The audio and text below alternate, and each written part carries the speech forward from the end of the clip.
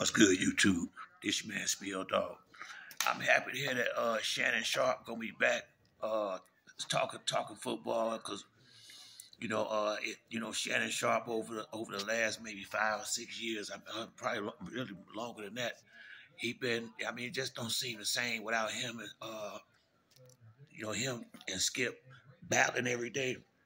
Now, I'm glad to see that he over there at ESPN with him and Stephen A. Smith. But if you want to know my honest opinion, I was really hoping it was some kind of way that whether it was Skip or Fox or whoever could swallow their pride and just try to maybe pay Shannon Sharp more money and keep that show going, because outside of them getting into it, I actually really like that show. I like this, especially football season when Shannon coming there with his drink and all this stuff when he beat Dallas and shit like that, man. I mean, hey man, that was priceless, man. Cause I used to know how sometimes Shannon know how to get up under Skip's skin, and when the Cowboys lose a game that he thought they was gonna win, and hey man, so even if he go to ESPN, I don't think that's gonna be that same Big Shay. You dig?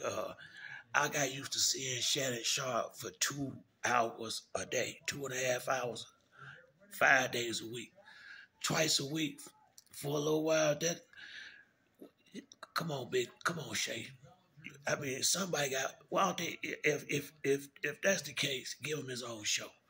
Or I wish it was some way, because the Undisputed concept, the way they had that set up, the competitiveness of them, the way they would go at each other, and Skip would have to, how Skip, Skip would say some stupid shit every now and then, but that's only because he ain't no athlete. He ain't got nothing else to say, and and sometimes Shannon can rub it on a little thick. You dig? So like I say, man, I'm real happy that he gonna be back on the air. I'm definitely gonna find out what days he on. But I really was hoping that either him and Skip could reconcile, or he could get his own show some kind of way, man. Because like I said, we used to looking at Shannon for a couple of hours every day. It's gonna feel a little cheated football season just hearing from Big Shay twice a week, But much respect to Unc. I'm glad he's still in the game. Everything going good for you, and I'm always in your corner, Big Shannon. I mean, he came a long way as an analyst. You can tell he worked hard. I'm not from Georgia, but I lived down there for a long time. So, like in Atlanta, we got everybody got a southern slang with the way they speak, and Shannon has done a good job with his learning how to communicate his words properly. And when you come from a certain type of background, take my word for it, it's not so simple to articulate your words like Shannon or Stephen A. Smith correctly that way, because we talk a different way around each other, and you can't just go straight brother talk on TV. You can't talk like that. I mean, so you gotta. I just think Shannon came a long way.